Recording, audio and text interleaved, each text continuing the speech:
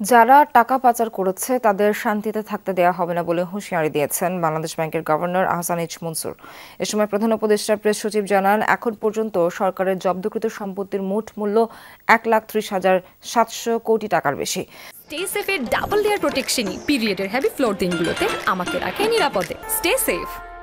দুপুরে প্রধান উপদেষ্টার সাথে বৈঠক শেষে ফরেন সার্ভিস একাডেমিতে ব্রিফিংয়ে এসব কথা জানান তারা।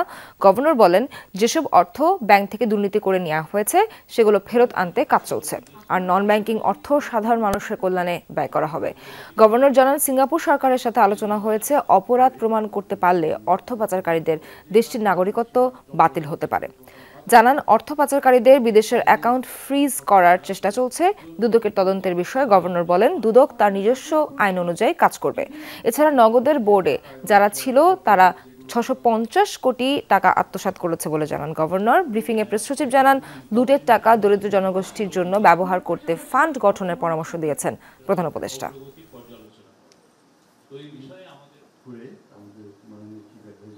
যে টাকা এবং শেয়ার জব্দ হয়েছে এগুলো টোটাল বাজার হলো এবং আইনের সঠিক ধারা প্রয়োগের জন্য লুটের টাকা ম্যানেজমেন্ট যারা পালিয়ে গেছে তাদের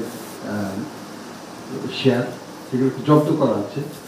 এগুলো কিভাবে আমরা জনহিতকর কাজে ডিপোজিটরদেরকে আবার ব্যাংকগুলোকে ক্ষতিপূরণ দিয়ে ডিপোজিটরের স্বার্থ রক্ষা করা যায়, শেয়ারের যে লব্ধ অর্থ সেগুলোকে সেখানে ট্রান্সফার করে আমরা কিভাবে সেটাকে ম্যানেজ করব সে বিষয়ে আলোচনা।